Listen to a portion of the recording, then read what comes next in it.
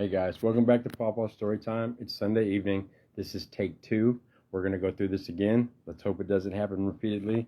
We got some guest readers today, Mimi and Grandma Lovey. We're going to start off with Mimi. She's going to do the opening and the closing. So I'm going to turn the video around and we're going to get started. Hi. Okay, I'm going to be reading from Don't Sweat the Small Stuff, and it is all small stuff. This is Be Aware of the Snowball Effect of Your Thinking. A powerful technique for becoming more peaceful is to be aware of how quickly your negative and insecure thinking can spiral out of control. Have you ever noticed how uptight you feel when you get caught up in your thinking?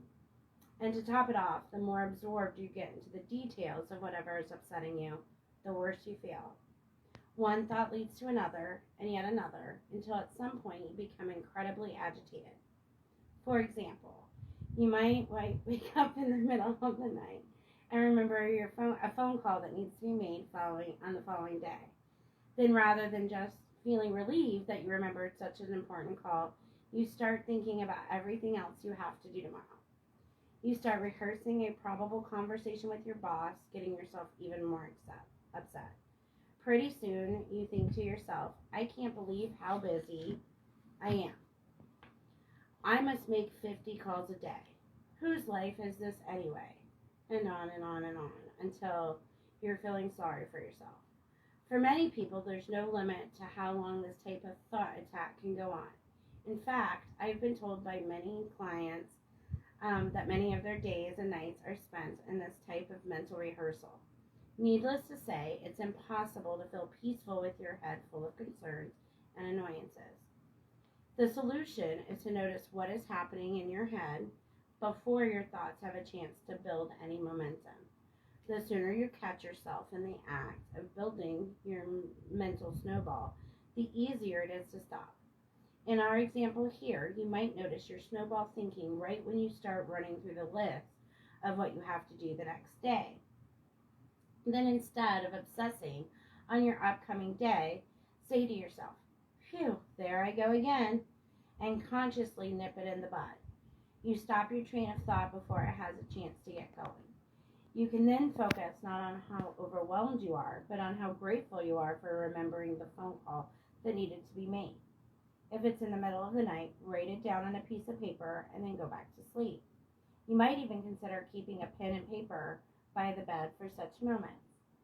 You may indeed be a very busy person, but remember that filling your head with thoughts of how overwhelmed you are only exacerbates the problem by making you feel even more stressed than you already do. Try this simple little exercise the next time you begin obsessed on your schedule. You'll be amazed at how effective it can be. Good advice. Very cool. Now I go? Yep. Okay, so I'm going to be reading Rocket and Groot, Little Groot, Big Feelings.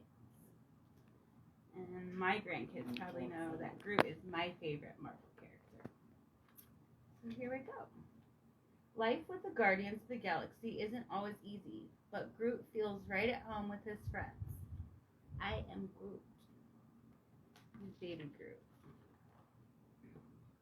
Usually, he has no problem playing with the big guys. But sometimes things don't go his way. I know that's hard sometimes. You could have this back once you've cleaned your room. He's mad. I am Groot. I am Groot! Rocket said, don't be so mad. You are doing a great job.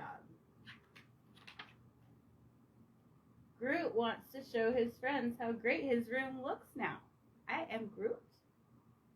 Where is everyone? Groot is worried. Aww. Groot starts looking for his friends.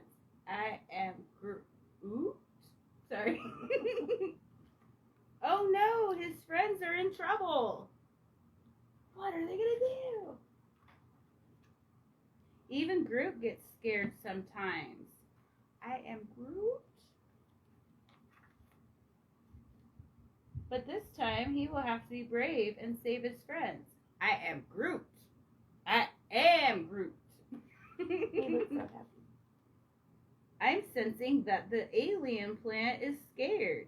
If you could cheer it up, it might let us go. Feelings can be strange and hard to figure out. That's true. But friends can help you understand your feelings. Groot knows exactly what the other plant needs to feel better. I am Groot. I am Groot.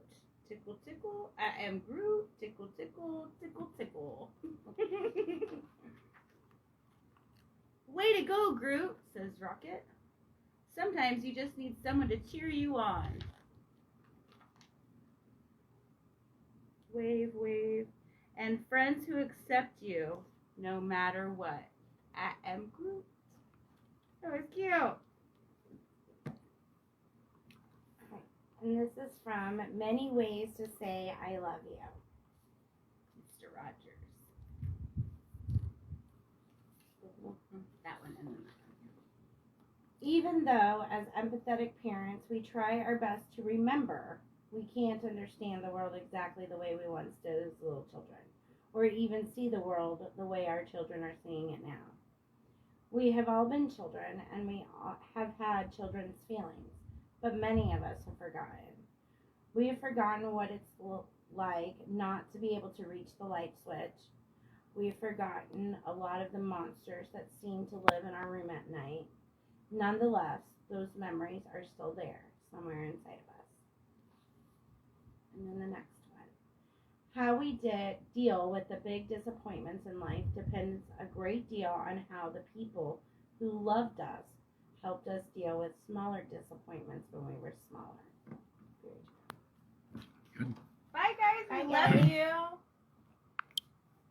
Okay, that's going to do it for Pawpaw Storytime. Mimi and Grandma Levy did a really good job.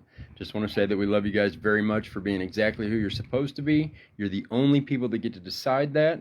And remember that our minds, just like our books, they work better when they're open. See you guys next week.